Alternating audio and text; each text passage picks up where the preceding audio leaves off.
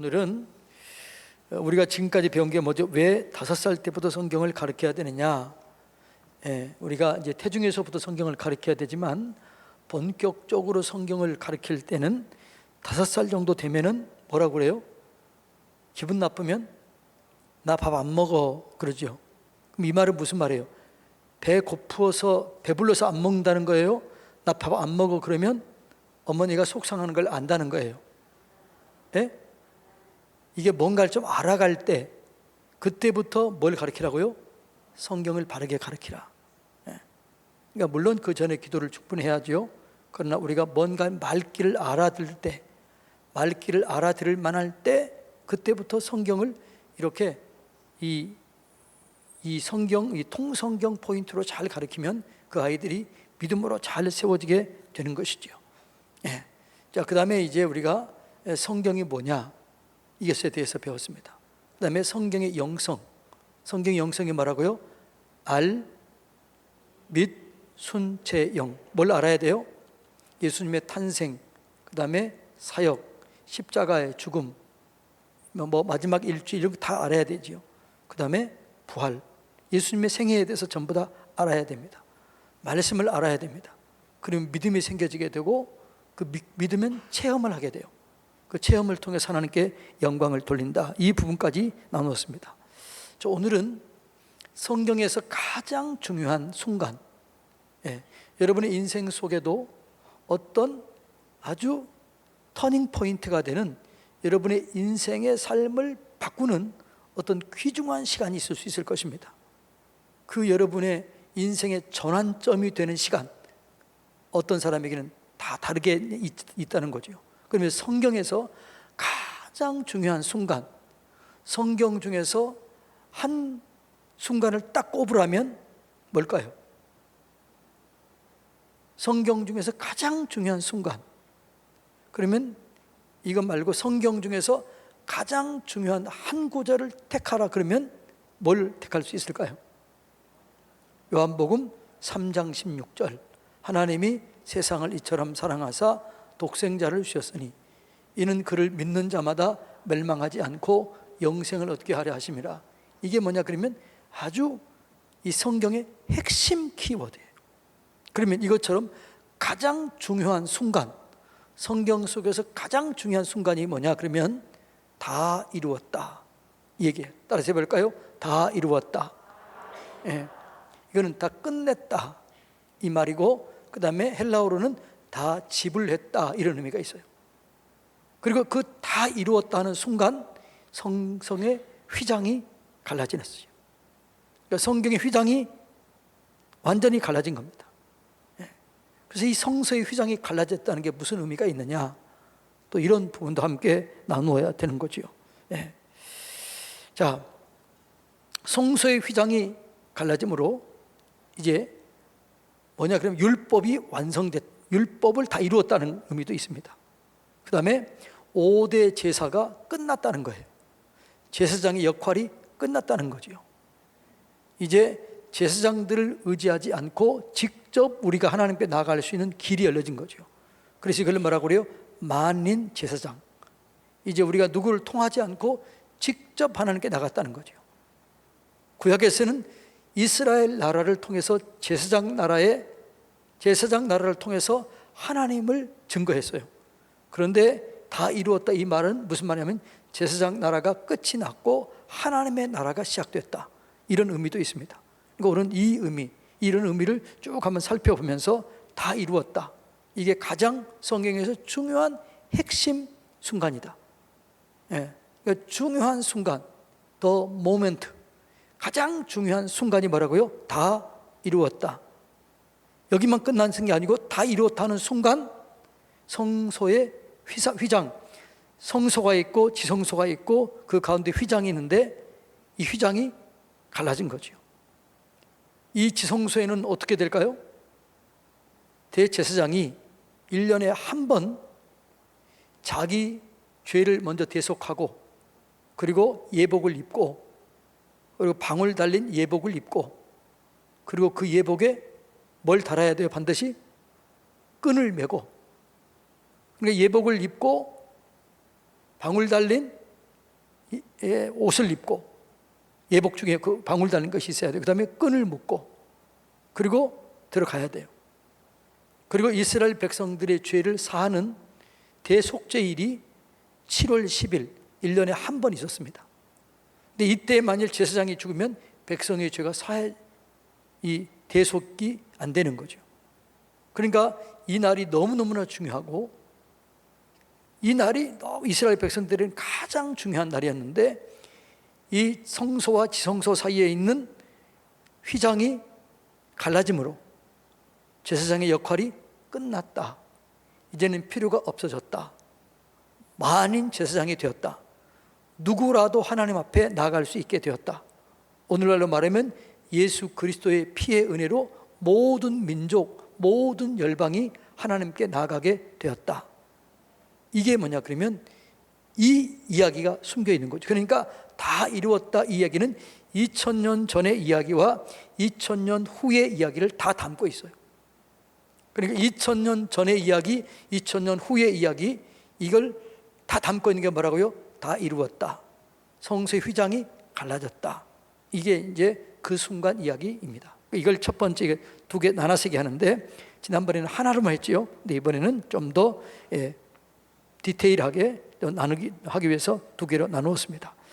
자, 그러면 성소의 휘장이 나누어졌는데, 이 성소는 어디서부터 시작됐느냐? 이 성경의 성소의 휘장이 갈라졌다면은 역할이 끝났다는 거예요. 그러면 그 역할이 언제 시작됐느냐? 이것도 중요해요, 안 중요해요? 중요하죠. 이 성소는 성막이 있고 성전이 있습니다. 그러니까 움직이는 성막이 500년 동안 있었고, 움직이지 않는 성전이 1000년 동안 있었어요.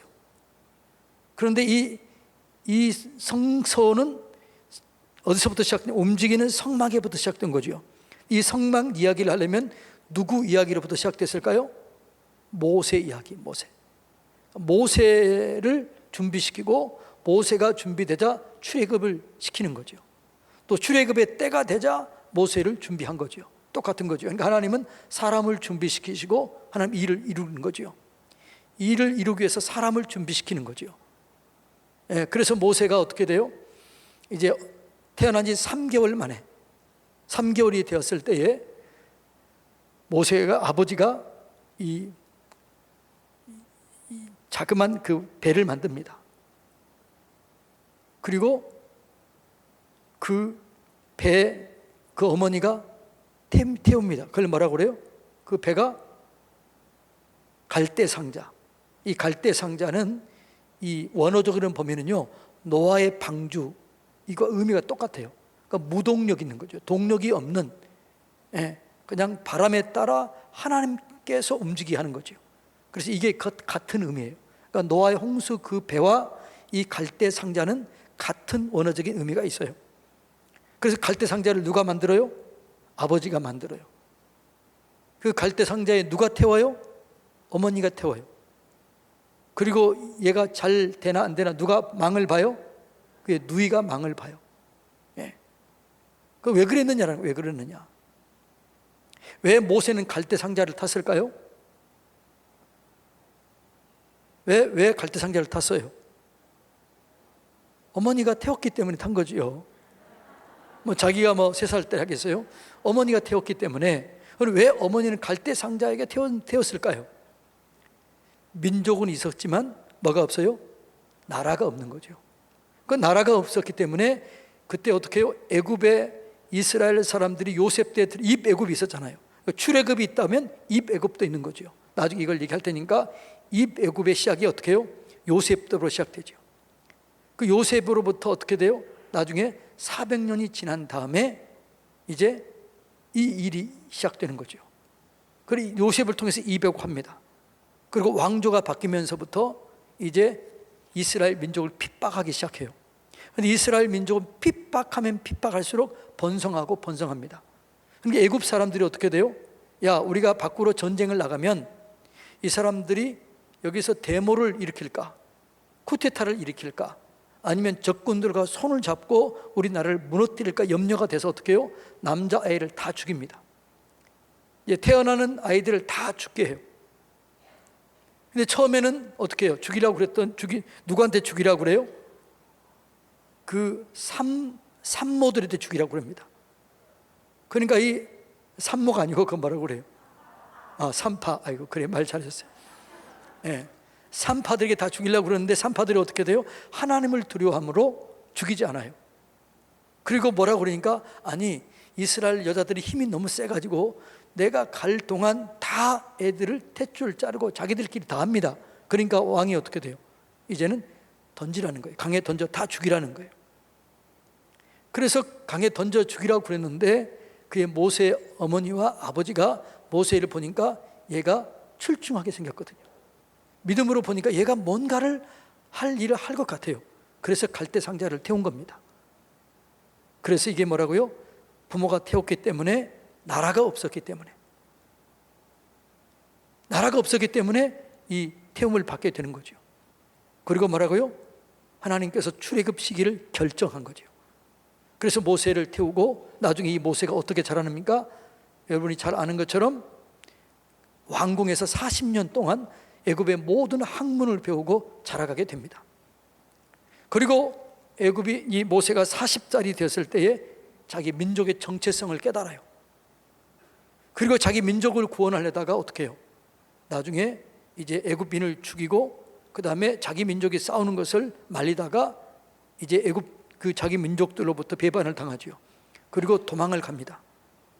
그리고 도망을 가서 미디안 광야에서 40년 동안 어떻게 해요? 거기서 지내다가 그의 나이 80이 됐을 때 하나님의 부름을 받고 그리고 어떻게 해요? 애굽으로 들어갑니다. 뭐 하기 위해서요? 출애굽시키기 위해서. 그래서 모세가 이스라엘 백성들을 출애굽시켜요. 그 출애굽을 시키는데 그 출애굽 동안 9번의 협상을 하죠. 9번의 협상을 하는데 이 개월은 몇 개월 정도 했을까요? 몇 년 했을까요?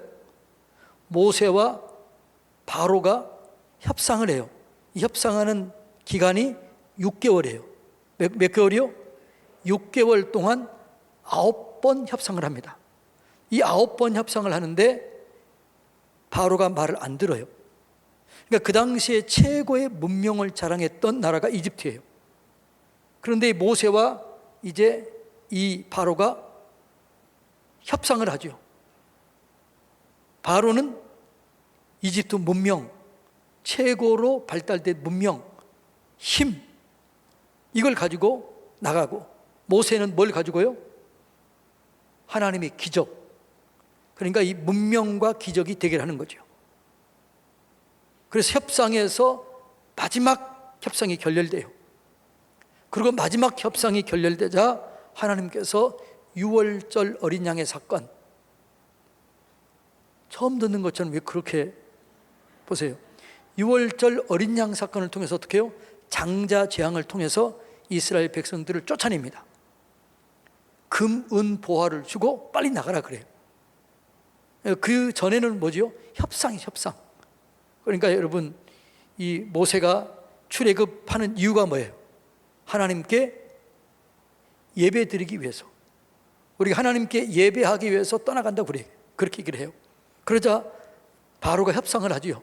처음에는 뭐라고 그래요? 너무 멀리 가지 말아라. 협상을 하는 거죠. 그 나중에는 어떻게 돼요? 너희는 애들은 데리고 가지 마라. 그 다음에 뭐라고 그래요? 소와 양은 두고 가라. 그러니까 여기 모세 자꾸 이제 타협을 하는 거죠. 그때 모세가 그 타협에 응하지 않아요. 그리고 하나님 말씀에 순종했을 때는 나중에 어떻게 돼요? 오히려 근, 은, 보화를 가지고 출발하게 되는 거죠. 400년 동안 유노동, 무임금, 그걸 다 받아 챙기는 거죠. 그 엄청난 금은 보화. 그러니까 자기 장자들이 다 죽으니까 빨리 내보내야 되는데 우린 그냥 나가지 않겠다. 그동안 우리 일했던 싹쓸 줘라. 그러니까 이 사람들이 어떻게 해요? 금은 보화를 엄청나게 줍니다. 그걸로 금송아지를 만들 만큼 엄청난 금을 줘요.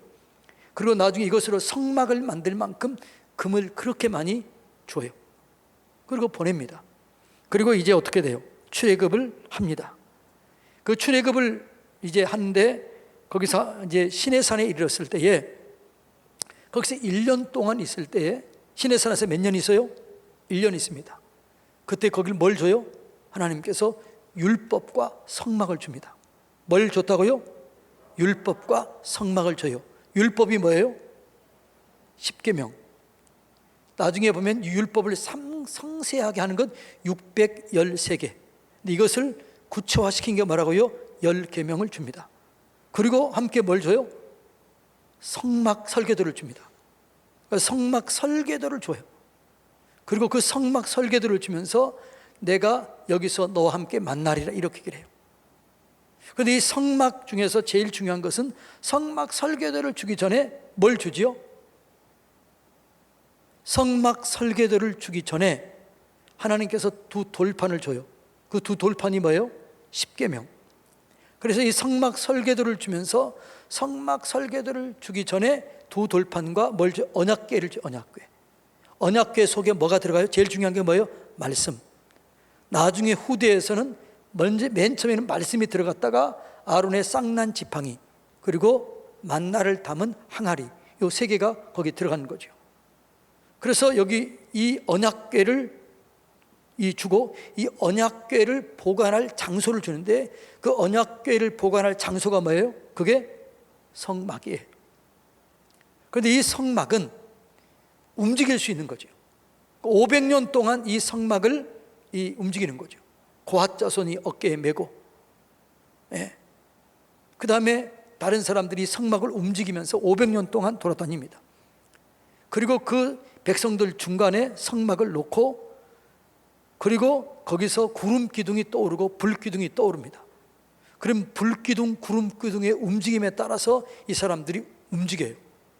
그냥 움직이는 게 아니고 말하고요, 그 성막 위에서 피어오는 언약궤 위에 피어오르는 구름이 움직이면 그 구름 따라 움직였어요. 이게 뭐냐 그러면 이스라엘 백성들이 성막을 통해서 움직였던 거죠. 이것이 시내산의 율법 언약. 자, 그래서 이 성막에는 제일 중요한 게 뭐가 이거 알아야 돼요. 언약궤가 있다. 그리고 그 언약궤를 보관할 성막이 있었는데 그 성막을 보면 성소와 지성소가 있었다. 성소는 뭘까요? 거룩한 장소예요. 지성소는 뭘까요? 지극히 거룩한 장소. 그러니까 지성소면 뭐 여러분들이 헷갈리는데 뭐라고요? 지극히 거룩한 장소가 지성소예요. 성소는 뭐라고요? 거룩한 장소. 이게 성막에서는 그래서 지성소, 성소가 있어요. 그 다음에 성소, 지성소가 있는데 지성소 안에 뭐가 있어요? 법궤가 있어요. 언약궤가 있어요. 그리고 이 지성소 안에 대제사장이 1년에 한 번씩 들어가는 거죠. 그리고 이 성막에서 했던 가장 중요한 일이 뭐였을까요? 성막에서 성전에서 했던 가장 중요한 일이 있어요. 그게 뭘까요? 성막에서 한 가장 중요한 일. 우리 통성회 한다고 그러면 사람들이 이렇게 얘기하면은 사람들이 웃어요. 통성회 한다고 하는데 아는 게 없다고 그러면 성막과 성전에서 하는 가장 중요한 일이 뭘까요? 제사요, 제사. 5대 제사를 드리는 거예요. 그러니까 성막과 성전에서 뭘 했다고요? 5대 제사. 5대 제사가 뭐예요? 번제, 소제, 속죄제, 속건제, 화목제. 이 5대 제사를 드리는 거예요. 근데 5대 제사를 드리는데 세 가지 방법으로 드려요. 이 세 가지 방법이 뭐예요? 반드시 제물이 있어야 돼요. 그 다음에 제사장의 도움을 받아야 돼요. 그 다음에 이 제사는 반드시 어디서 드려야 돼요? 하나님이 이름을 두시려고 택하신 장소. 그 택하신 장소가 어디예요? 언약궤가 있는 곳. 거기서 제사를 드려요. 반드시 거기서 드려야 됩니다. 여기서 제사를 드리지 않으면 안 되는 거죠. 문제가 생기는 거죠. 그러니까 구약의 제사는 말하고요, 반드시 택하신 장소, 제물, 제사를 돕는 제사장, 이 세 개가 반드시 필요했던 거죠. 그래서 이 제사가 모세 때부터 시작되고 모세에게 주신 율법을 통해서, 율법과 성막을 통해서 이 제사가 시작되었다. 이걸 이해가 해야 되는 거죠. 자, 그런데 이제 이스라엘 백성들이 500년 동안 이렇게 움직이면서 그 땅에 평안이, 완전한 평화가 없는 거예요. 그런데 다윗이 그 지역을 다 점령합니다. 그리고 다윗 시대에 진정한 평화가 이루어집니다. 그때 다윗이 진짜 평화가 이루어졌을 때 다윗의 마음속에 이런 마음이 들어요. 나는 백향목 궁에서 자고 있는데 우리 하나님의 법궤는 저기 초라한 장막에 있으니까 마음이 괴로운 거예요. 그래서 나단 선지자가 얘기를 해요. 내가 성전을 짓고 싶습니다. 그러니까 원래는 성전을 지으면 돼야 안 돼요. 원래는 뭐라고요? 성막은 어떻게 해야 돼요? 법궤는 메고 움직이고 다녀야 돼요. 근데 다윗이 내가 주의 성전을 짓고 싶습니다, 이렇게 얘기를 해요. 그런데 이 얘기를 성경을 정확하게 알고 있었고, 성막의 법궤를 옮기는 법을 나단 선지자가 정확하게 알았을까요? 몰랐을까요? 알았지요. 알고 있었죠, 나단 선지자는. 그런데 나단 선지자가 왕의 좋은 대로 하십시오, 이렇게 얘기를 해요. 이건 있을 수가 없는 거예요, 원래는.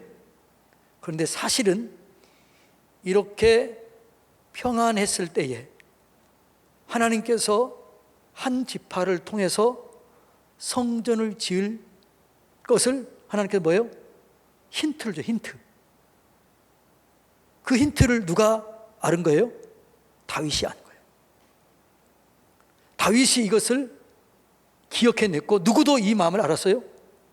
나단 선지자도 이 마음을 안 겁니다. 그래서 성전이 지어지게 되는 계기가 된 거예요. 그게 뭐냐? 자, 한번 볼까요? 신명기 12장. 신명기 12장. 자, 4절 한번 볼까요? 신명기 12장 4절. 이걸 우리가 알아야 돼요. 그러니까 다윗이 하나님 마음에 합했다. 다윗이 그냥 물정 모르고 그냥 성전을 지으려고 생각했다, 그게 아니에요. 다윗은 성경을 정확하게 알고 있었고 하나님 마음을 정확하게 알고 있었다는 거죠. 자, 4절.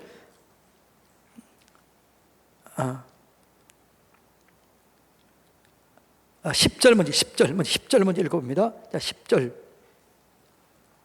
10절 다 같이 읽습니다. 시작. 너희가 요단을 건너 너희 하나님 여호와께서 너희에게 기업으로 주시는 땅에 거주하게 될 때에, 또는 여호와께서 너희에게 너희 주위 모든 대적을 이기게 하시고 너희에게 안식을 주사 너희를 평안하게 거주하게 하실 때에, 자, 13절입니다.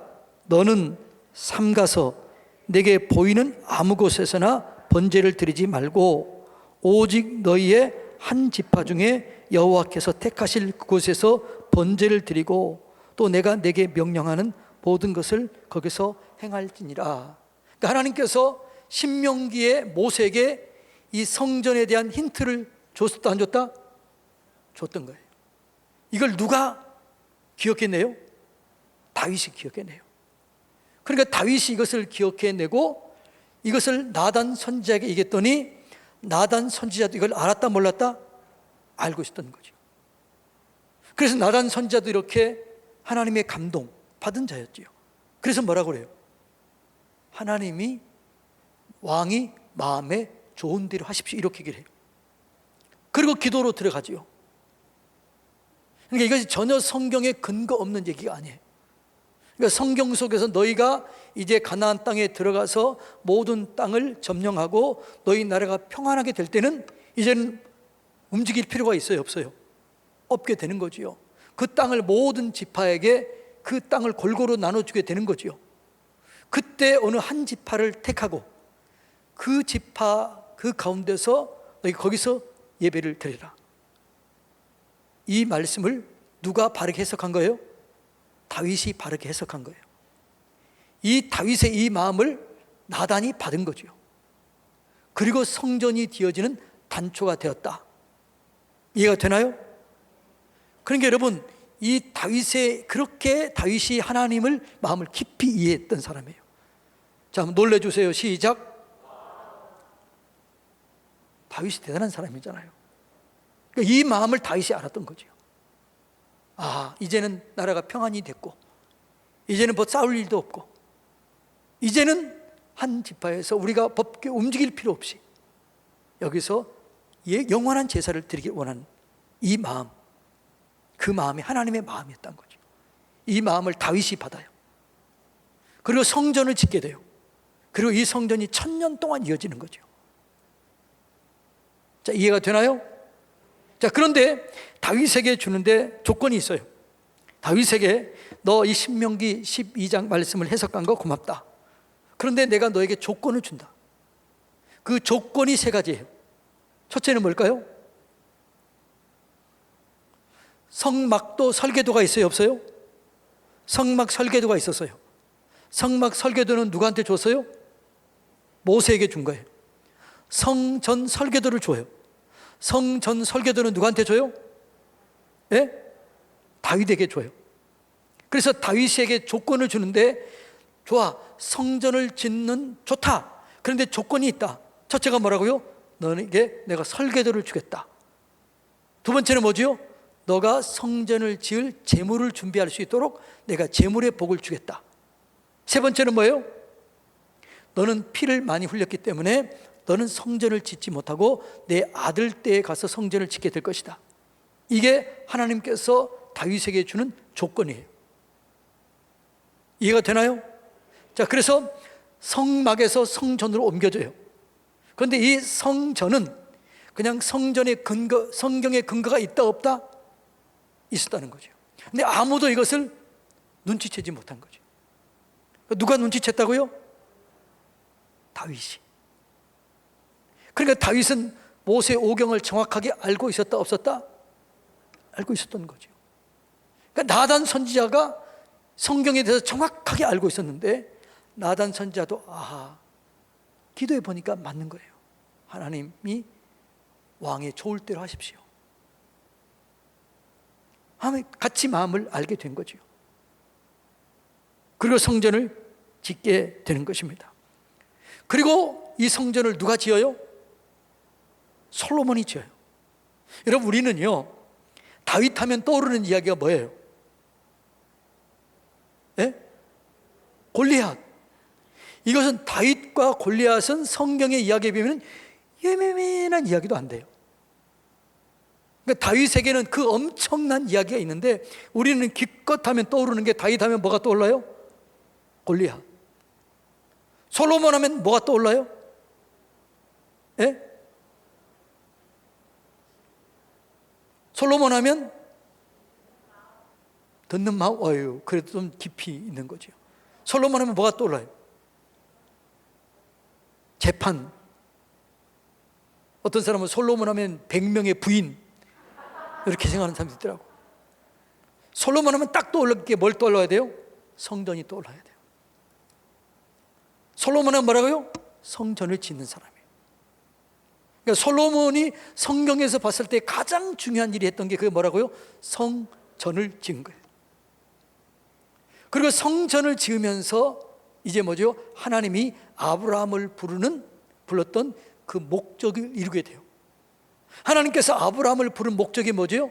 내가 너로 큰 민족을 이루고 내게 복을 주어 내 이름을 창대케 하리니 너는 모든 민족의 복이 될지라.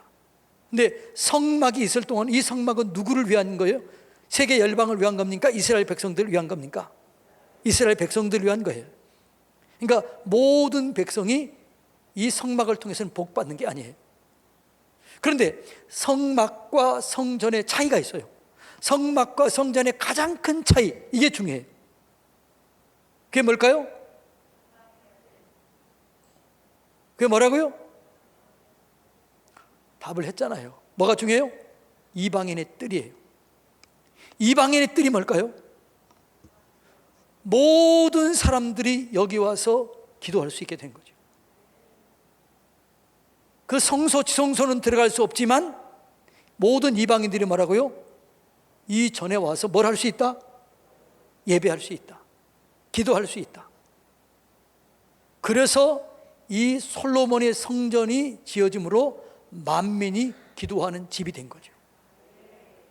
자, 그래서 예수님께서 내 집은 만민이 기도하는 집이다, 이것은 어디서 따온 거예요? 솔로몬의 성전에서 따온 거예요. 이 내 집은 만민이 기도하는 집이다, 이것을 솔로몬의 성전의 의미를 알고 만민이 기도하는 집이라고 첫 번째 썼던 사람이 누구예요? 솔로몬 말고 이사야. 그리고 이사야 다음에 예수님이 따온 거죠. 그래서 내 집은 만민이 기도하는 집이다, 이 말은 무슨 말이에요? 이방인들이 여기 와서 예배를 드릴 수 있는 거죠. 기도할 수 있게 되는 거죠. 뭐였어요? 이방인의 뜰에서. 그래서 성전과 성막의 차이는 움직인다, 움직이지 않는다, 이 차이 하나 있어요. 두 번째, 그보다 더 중요한 차이가 하나는 뭐라고요? 이방인의 뜰이 있다는 거죠. 이방인의 뜰이 뭐예요? 믿지 않은, 하나님을 몰랐던 이방인들이 여기 와서 기도하면 하나님이 들으시고, 그래서 세계 만방, 세계 열방의 아버지가 된 거죠. 세계 열방의 복의 근원이 되는 기초를 마련한 게 성전이에요. 그런데 예수님께서 너희가 내 아버지의 집을, 기도하는 집을 강도의 구렬로 만들었다, 이렇게 얘기를 해요. 그런데 이 강도의 구렬로 만들었던 곳이 어디를 말하는 거예요? 예? 이방인의 뜰을 말하는 거예요. 이방인의 뜰에서 이방인들이 기도하도록 그렇게 공간을 마련해야 되는데, 타락한 제사장들이, 이방인의 뜰이, 이방인들은 와서 제사를 드려야 돼요, 안 드려야 돼요? 이방인들은 제사를 안 드려요. 제사를 드리지 않아도 기도할 수 있는 특권이 주어진 거죠. 그러니까 여러분, 우리가 하나님께 예물을 드린다, 제사를 드린다, 이건 특권 중에 특권인 줄로 믿습니다. 아무나 이해할 수 없었거든. 성전이 지어졌음에도 불구하고 이방인들은 제사를 드릴 수 없었어요. 이방인들이 할 수 있는 건 뭐 할 수 있었어요? 기도를 할 수 있었던 거죠. 그러니까 우리가 여러분 이렇게 제사를 드린다, 이거 너무너무나 귀한 거죠. 특권 중에 특권인 줄로 믿습니다. 자, 그래서 이제 거기 안에서 이제 이방인의 뜰이 만들어지게 되고, 거기서 어떻게 돼요? 이제 기도하게 되고 열방의 하나님으로 그렇게 이제 하나님께서 선포하게 되는 거죠. 이것이 뭐냐 그러면 성막, 성전, 움직이는 성막 500년, 움직이지 않는 성전 500년. 이해가 되나요? 자, 그리고 제가 얘기했죠. 성막과 성전의 가장 중요한 역할이 뭐였다고 그랬어요? 제사가 왜 중요해요? 제사를 통해서 우리 죄 문제를 해결한 거예요. 율법을 통해서 죄 문제를 해결한 게 아니고, 우리의 죄 문제는 뭘 통해서요? 제사를 통해서 해결되는 거예요. 율법은 구약이나 신약이나 죄를 깨닫게 하는 거죠. 이 죄 문제를 해결하는 건 뭐예요? 제사예요. 그런데 오늘날 신약에서는 우리가 제사를 드려요, 안 드려요? 안 드려요. 왜 안 드려요? 예수님이 제물이 되셨기 때문에, 예수님을 통해서 이미 제사를 받으셨기 때문에 우리는 제사를 드리지 않는 거죠. 예수님이 영원한 속죄를 이룬 거죠. 단번에 제물이 되신 거죠. 그래서 우리는 지금은 제사를 드리지 않고 예수의 이름으로, 보혈의 피의 능력으로 하나님께 나아가게 되는 것입니다. 자, 그래서 이 성전 성막에서 가장 중요한 역할이 뭐라고요? 5대 제사인데, 이 제사가 뭐예요? 번제, 소제.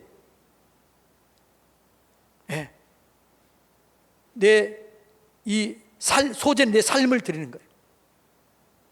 번제는 내 죄를 완전히 하나님께 태워버리는 거예요.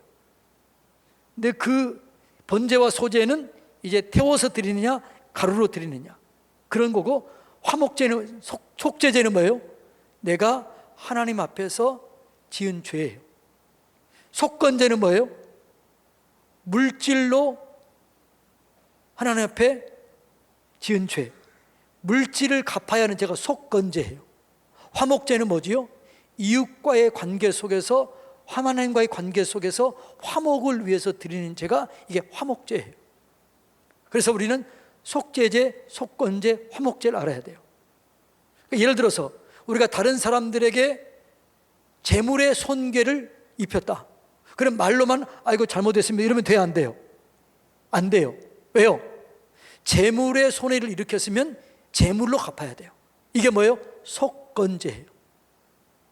그래서 우리는 말로만 잘못해서 이러면 안 돼요. 내가 다른 사람에게 재산의 손해를 입혔다 그러면 어떻게 한다고요? 갚아줘야 돼요. 그게 성경적이에요. 그게. 근데 갚아주되 그냥 갚아줘요? 거기다가 5분의 1을 더해서 갚아주는 거죠. 이게 그리스도인의 삶이 돼야 되는 거죠. 그런데 오늘날 많은 사람들이 이 속건제의 의미를 몰라. 그렇기 때문에 다른 사람에게 해를 입혀놓고도 그냥 죄송합니다, 하나님이 용서했으니까 됐지, 이렇게 생각하는 거죠. 여러분, 반드시 성경에는 속죄제가 있고 속건제가 있다는 것을 깨달으시기를 축복합니다. 다른 사람의 잘못한 것, 다른 사람에게 물질의 손해를 입혔으면 정말 그걸 여러분들이 갚아야 될 줄로 믿습니다. 오늘 그리스도인들이 이걸 안 하니까 저것들은 하나님께 그 회개만 하면 다 되냐? 이렇게 하는 거죠. 그래서 옛날에 우리 신학대학, 서울신학대학 선배들, 우리 성결교회 부흥회가 있으면 어떻게 됐을까요? 부흥회가 끝나면 다 뭐하러 가요? 빚 갚으러 가는 거죠. 훔친 거 갚아주러 가고, 떼먹는 거 갚아주러 가고. 몇 년 전에 자전거 하나 훔쳤던 사람이 갚아줬던 그 뉴스 나왔잖아요. 그게 우리 교단 목사님이 부흥회를 경험하고 갚아주러 그래서 간 거예요. 그래서 여러분, 이 속죄제, 속건제 의미를 깨달아야 될 줄로 믿습니다. 그게 우리들이 해야 되는, 이게 안 되는 거죠. 그리고 우리가 성경을 제대로 알아야 돼요. 회개했으면 말로만 회개하면 안 돼요.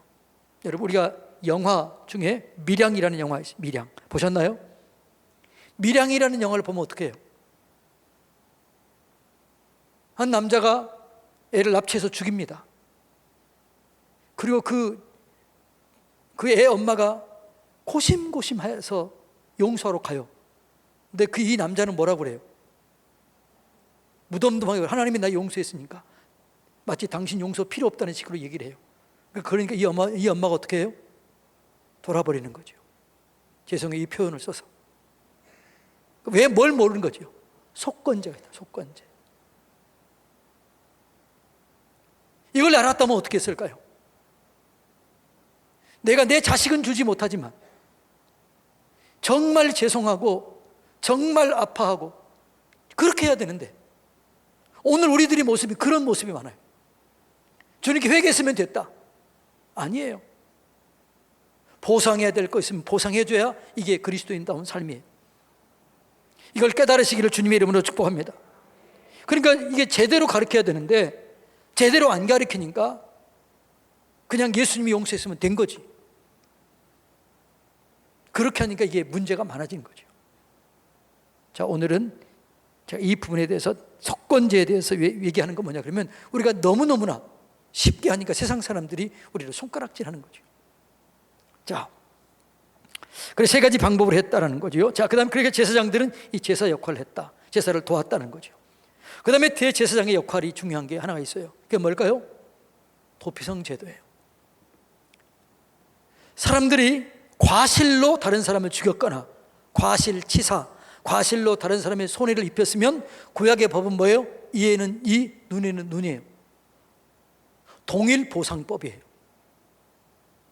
동형보상법. 그게 구약의 법이었어요. 이빨 하나 깨뜨렸으면 너도 이빨 하나 깨라. 이게 구약의 법이었어요. 사람을 죽였으면 너도 죽여도 되는 거예요. 그게 구약의 법이었어요. 그런데 과실로 했다면 어떻게 돼요? 도피성에 도망을 가야 돼요. 도피성에 도망을 가고 이 사람이 과실로 인정이 되면 그건 죄를 물을 수가 없어요. 그럼 이 사람이 도피성에서 나와야 돼요. 평생 거기서 있는 게 아니에요. 이 도피성에서 사면을 받을 때가 있어요. 언제 이 사람은 도피성에 들어가서 언제 사면을 받을까요? 그때 들어갔을 때 대제사장이 죽으면 사면이 되는 거예요. 그러니까 예를 들어서 여러분의 아들이 잘못해가지고 여러분의 남편이, 여러분의 자녀가, 여러분의 부모가 과실로 도피성에 들어갔어요. 그러면 여러분들이 오매불망 뭘 기다리겠어요? 예? 이 제사장 언제 죽나? 빨리 죽어라. 그런 얘기 생각했을까요? 안 했겠어요? 여러분은 착해서 안 했을지 모르지만 그럴 수 있지요. 그래서 제사장들은 그 밖에 있는 사람을 잘 돌봤다는 그런 기록이 있어요. 자, 그래서 제사장의 역할은 이제 그런 거죠. 그래서 우리가 다 이루었다. 그러니까 이뤘다, 이것을 우리가 그냥 쉽게 이해하면 안 되고 이런 과정이 있었다는 거죠.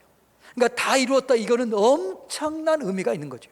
그래서 구약의 성막, 성전의 이야기를 알아야, 야, 이게 다 이루었고 우리의 죄가 되셨겠구나, 이걸 우리가 깊이 알 수 있는 거죠. 자, 그래서 오늘은 모세를 시작으로부터 성막, 성전, 제사장의 역할까지 이 다 이루었다 이 이야기가 여기에 담아 있다는 거예요. 이해가 됩니까? 자, 오늘은 여기까지. 다음은 이제 그렇게 해서 우리는 이제 제사를 드리지 않았는데, 그럼 우리 몸이 어떻게 성전이 됐는가, 이 부분에 대해서 이제 다음 1시간 동안 다루면서 이제 다 이루었다, 성소의 휘장이 찢어졌다, 이 이야기가 얼마나 중요하고 얼마나 소중하고 이것이 얼마나 깊이 있는 이야기인가, 4,000년의 이야기가 담겨 있는 거죠. 이 이야기를 우리가 좀 더 살펴보기를 원합니다. 자, 여기까지 끝하고 기도하겠습니다.